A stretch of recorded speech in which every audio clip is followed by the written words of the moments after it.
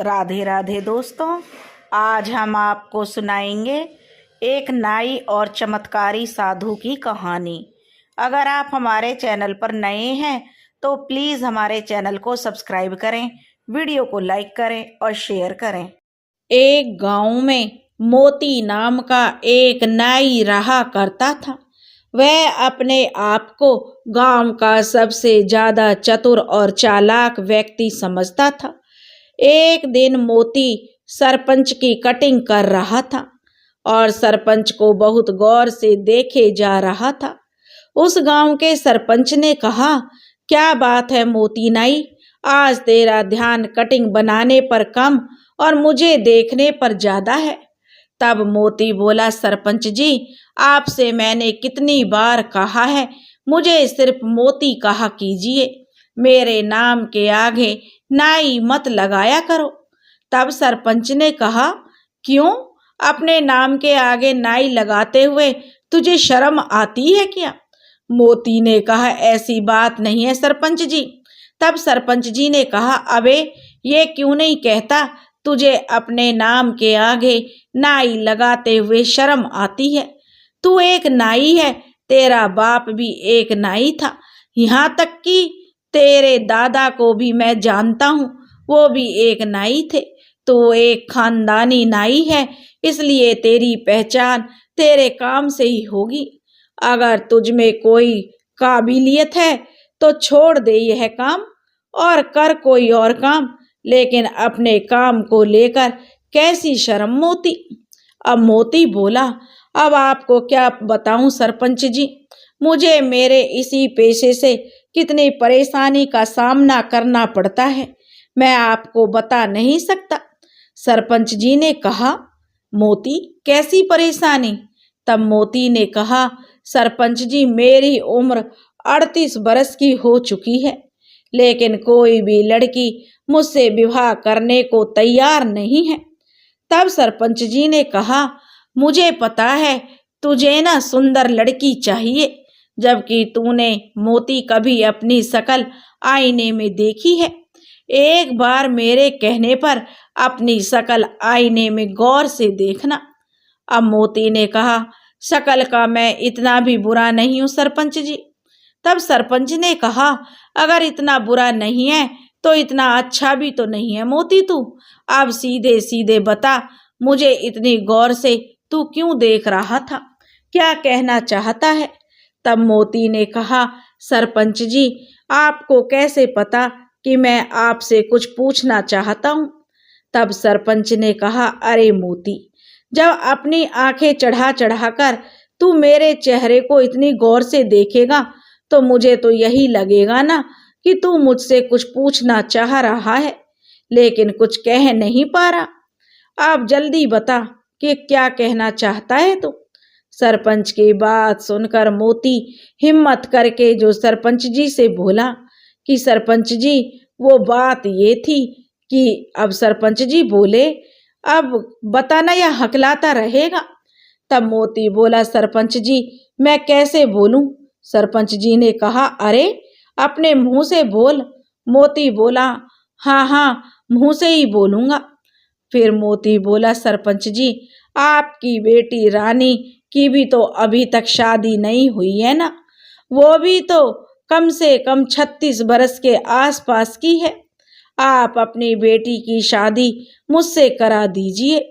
मोती की बात सुनकर सरपंच गुस्से में आग बबूला होकर खड़ा हो गया और उसने एक जोरदार थप्पड़ मोती के गाल पर जड़ दिया और बोला, नाई, तू जानता भी है कि तू क्या बोल रहा है? तेरे बाप मेरे पिताजी का खास नाई था, सिर्फ तेरे बाप का लिहाज करके तुझे सिर्फ एक थप्पड़ मारा है मैंने। अगर तेरी जगह कोई और यह बोलने की हिम्मत भी करता ना तो मैं उसकी मार मार कर हड्डी पसली एक कर देता।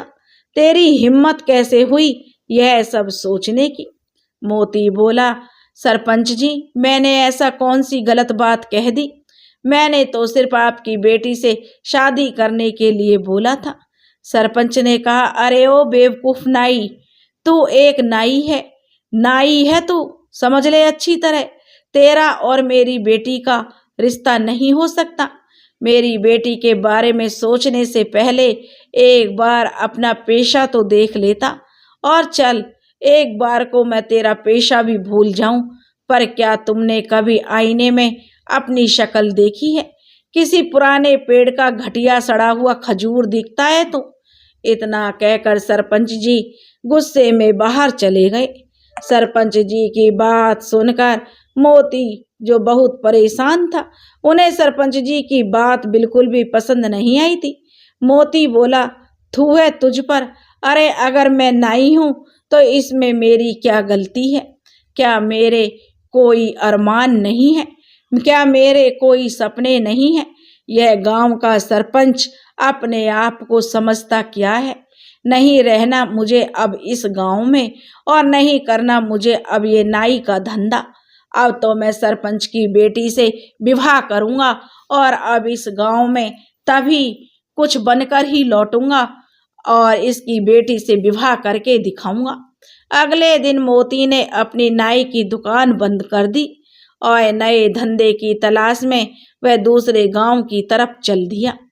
अब मोती जंगल के रास्ते में ही था, तभी उसके कानों में एक साधु की आवाज टकराई। साधु ने कहा, आगे मत जाना बेटा, आगे एक शेर बैठा हुआ है। मोती ने कहा, साधु बाबा, तुम्हारा दिमाग तो ठीक है, शेर घने जंगलों में होते हैं। साधु ने कहा कि मैं कोई मामूली साधु नहीं हूं बेटा, यकीन नहीं आता तो कुछ देर मेरे पास बैठ जा। अब मोती उस साधु के पास बैठ गया। कुछ ही देर में एक शेर दहाड़ता हुआ आकर उन दोनों को घूरने लगा। मोती बोला, महाराज, यह शेर तो हम दोनों को खा जाएगा, आपने तो मुझे मरवा ही दिया।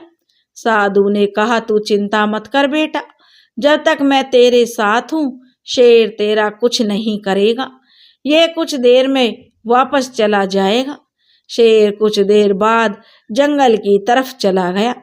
मोती बोला, महात्मा जी, आप तो वाकई बहुत ही पहुंचे हुए हैं।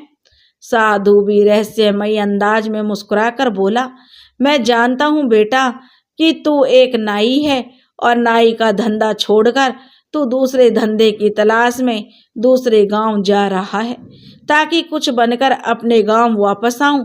तब मोती ने कहा, आप तो अंतर्यामी हैं महात्मा जी, महाराज मेरी मदद कीजिए। साधु ने कहा, क्या चाहते हो बच्चा? तब मोती नाई बोला कि महाराज, महात्मा जी, मैं बड़ा आदमी बनना चाहता हूँ। मैं चाहता हूँ कि मेरा विवाह सरपंच की बेटी से हो जाए, लेकिन मेरे काम को देखते हुए सरपंच जी अपनी बेटी का विवाह मुझसे नहीं करना है, इसलिए मैंने अपना गांव छोड़ दिया, क्योंकि वे सब मुझे वहां पर नाई नाई कहकर पुकारते हैं। इसी वजह से मैं 38 बरस की उम्र में भी कुंवारा हूँ। साधु ने कहा, ठीक है बेटा, मैं तेरी मदद करने के लिए तैयार हूँ, लेकिन मैं तुझे अपनी मायावी शक्ति से धन दौलत तो नहीं दे सकता। तब मोती ने कहा, महात्मा जी, मैं आपकी बात का मतलब नहीं समझा। तब उस महात्मा ने कहा कि मैं तुझे एक शक्ति दे सकता हूँ मोती। मोती ने कहा, कैसी शक्ति महाराज? तब साधु ने कहा, तो जिस किसी भी व्यक्ति को कुछ देर तक गौर से देखेगा तो तू उस व्यक्ति का कुछ देर बाद भविष्य देख लेगा। अब जो मोती नाई ने कहा, दूसरों के भविष्य को देखने से मुझे क्या फायदा मिलेगा महाराज? तब साधु ने कहा, खुद को बहुत चतुर समझते हो ना तुम, तो अपनी चतुराई से इस शक्ति का फायदा उठा ले, मगर याद रखना, अगर तू मेरी दी हुई शक्ति का फायदा अपनी चतुराई से उठाने में कामयाब हो जाता है तो यह कभी मत भूलना कि तेरा अतीत क्या था। नाई ने कहा, क्या मतलब महाराज? तब वह साधु महात्मा बोले, मतलब यही कि तू एक नाई था, और हाँ, मेरी दी हुई शक्ति का प्रयोग तू सिर्फ अपने जीवन में 2 बार कर सकता है। इतना कहकर साधु मुस्कुराता हुआ वहां से चला गया। अब मोती दूसरे गांव में चला गया। वो सुबह से लेकर शाम तक गांव वालों को देखता रहा कि तभी उसकी नजर गांव में बनी हुई एक कोठी पर पड़ी। वो कोठी उस गांव के चौधरी की थी। चौधरी अपनी कोठी के बाहर एक शहरी व्यक्ति से अपनी एक जमीन का सौदा कर रहा था। मोती उस चौधरी को गौर से देखने लगा। कुछ देर बाद गौर से देखने के बाद जो मोती की आंखों में चमक आ गई, वह दौड़ता हुआ चौधरी के पास चला गया और मोती ने जाकर चौधरी से कहा, चौधरी साहब, इस सौदे को रोक दीजिए, यह सौदा आपके लिए सही नहीं है। चौधरी ने कहा, तुम कौन हो और ये कैसी बातें कर रहे हो? कहीं तुम पागल तो नहीं हो गए हो? तुम जानते भी हो यह सौदा करोड़ों का है। तब मोती बोला, मेरा नाम मोती है, मैं कुछ दिन पहले ही विदेश से भारत आया हूँ, मगर बस में किसी ने मेरा पासपोर्ट और मेरे सारे पैसे चुरा लिए। तब से मैं ऐसे ही उस चोर को पकड़ने के लिए भटक रहा हूँ। देखिए, मैं भी एक बहुत बड़ा बिजनेसमैन रहा हूँ। मेरी नज़र ये बता रही है कि आपके सामने जो व्यक्ति बैठा हुआ है यह धोखेबाज है। मोती की बात सुनकर चौधरी जी की आंखों में गुस्सा झलकने लगा।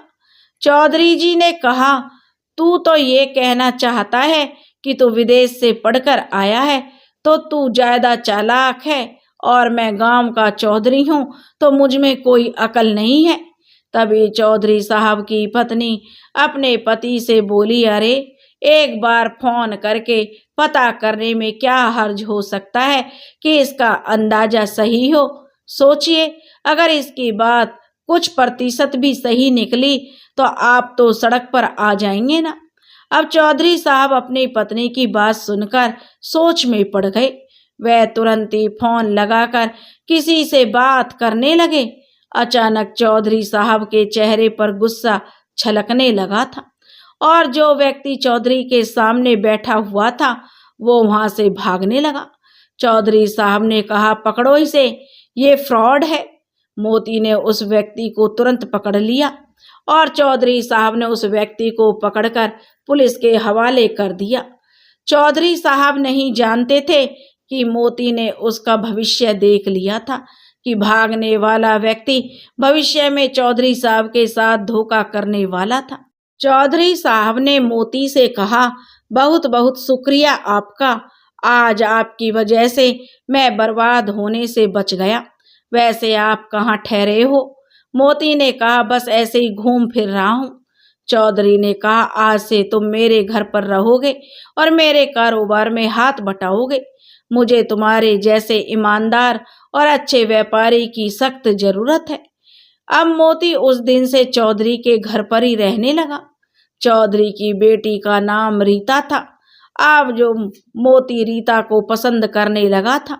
एक दिन चौधरी अपनी बेटी के साथ कार से शहर जा रहा था। तभी मोती बोला, कहाँ जा रहे हो आप? अब चौधरी ने कहा, मोती, अभी कुछ देर पहले ही तो बताया था, मुझे शहर में कुछ काम है, इसी बहाने रीता को कुछ शॉपिंग भी करा दूंगा। मोती ने कहा कि चौधरी साहब, आज मत जाओ, कल चले जाना, आज मुझे कुछ ठीक नहीं लग रहा। चौधरी ने कहा, ये कैसी बातें कर रहे हो मोती तुम? मेरा शहर जाना आज बहुत जरूरी है। मोती ने कहा, अपने उस जरूरी काम को कल निपटा लीजिएगा चौधरी साहब। मोती ने कहा कि कल कर लेना काम, आज मत जाओ। तब चौधरी साहब कहने लगे, मोती, तुम व्यापारी हो, अच्छे व्यापार करना जानते हो, लेकिन अब तो तुम ऐसी बातें कर रहे हो जैसे तुम भविष्य देख सकते हो और तुम्हें पहले से ही आभास हो गया हो कि आज मेरे साथ कुछ सही नहीं होने वाला है। चौधरी की बात सुनकर मोती बुरी तरह से घबरा गया। सच तो यही था कि मोती ने चौधरी का भविष्य देख लिया था। वो जानता था कुछ देर बाद चौधरी की कार का एक्सीडेंट हो जाएगा। चौधरी की पत्नी चौधरी से बोली, आप मोती की बात मान क्यों नहीं लेते? आपने जरूरी काम को कल कर लेना। चौधरी बोला, नहीं चौधराइन, आज मेरा जाना बहुत जरूरी है। चौधराइन ने कहा, ठीक है, अगर आपको मोती की बात नहीं माननी है तो आपकी मर्जी, लेकिन मैं रीता को आज आपके साथ नहीं जाने दूंगी। अब चौधरी बोला अपनी पत्नी से, तो ठीक है भाग्यवान, जैसी तुम्हारी मर्जी। और चौधरी वहां से चला गया। मगर कुछ ही देर बाद चौधरी की एक रोड एक्सीडेंट में मौत हो गई। रीता और उसकी माँ इस दुनिया में अब अकेली पड़ गई थी। इतने बड़े कारोबार को संभालने वाला अब कोई नहीं था। कुछ दिनों के बाद चौधराइन और मोती से बोली, मोती, मेरे पति के जाने के बाद अब इतने बड़े कारोबार को कौन संभालेगा? मैंने और मेरे पति ने सोचा था कि सारा का सारा कारोबार रीता के पति के हवाले कर देंगे और हम दोनों तीर्थ यात्रा पर चले जाएंगे, लेकिन वो ये दिन देख नहीं सके। मैं चाहती हूँ मेरी बेटी का विवाह तुमसे हो जाए। क्या मोती, तुम मेरी बेटी से विवाह करोगे? चौधराइन की बात सुनकर मोती के मन में लड्डू फूटने लगे। मोती यही तो चाहता था। उसने तुरंत हामी भर दी और दूसरे दिन ही रीता और मोती का विवाह धूमधाम से संपन्न हो गया। अब मोती रातों रात करोड़पति बन चुका था, लेकिन गांव वालों से मिले मान सम्मान की वजह से वो खुद को राजा समझने लगा था। एक दिन रात के समय मोती अपनी पत्नी से बोला, देखो रीता, तुम मेरी पत्नी हो तो ये तुम्हारे लिए बहुत बड़ी खुशनसीबी की बात है। तुम्हें मेरी सेवा करनी चाहिए।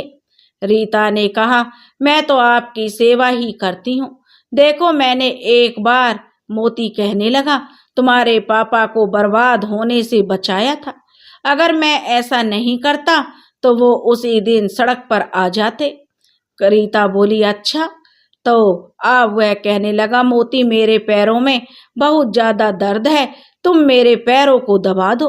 मोती की बात सुनकर उसकी पत्नी रीता उसके पैर दबाने लगी। मोती लगातार कई घंटों तक अपनी पत्नी से पैर दबवाता रहा। उसकी पत्नी थकान से जैसे ही उसकी आंख झपकी, मोती तुरंत बोला, रीता, जब तक मैं ना कहूं तब तक तुम्हें रुकना नहीं है। इसके बाद तुम्हें मेरा सर भी दबाना है। उस दिन के बाद मोती अपनी पत्नी से रोज रात भर पैर दबवाता। एक रोज रीता परेशान होकर अपनी माँ से बोली, माँ, इन्होंने तो मेरा जीना हराम कर रखा है। रोज रात भर ये मुझसे कभी पैर कभी सर दबवाते हैं, मैं सो भी नहीं पाती हूँ। चौधराइन बोली, बेटी, तू चिंता मत कर।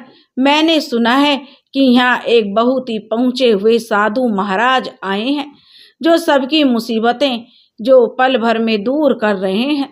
कल मैं तुझे चुपके से उन्हीं साधु महात्मा के पास लेकर चलूंगी।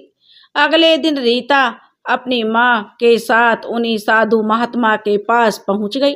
साधु ने कहा, क्या हुआ बेटी? रीता ने कहा, महात्मा जी, मेरे पति मुझसे प्यार नहीं करते, मुझसे गुलामों की तरह व्यवहार करते हैं। साधु महात्मा ने कहा, तुम्हारा पति क्या करता है? रीता ने सारी बात साधु महात्मा को बता दी। रीता की बात सुनकर साधु महात्मा रहस्यमय अंदाज में मुस्कुराते हुए जो रीता से बोले कि जाओ बेटी, कल किसी बहाने से अपने पति को मेरे पास भेज देना।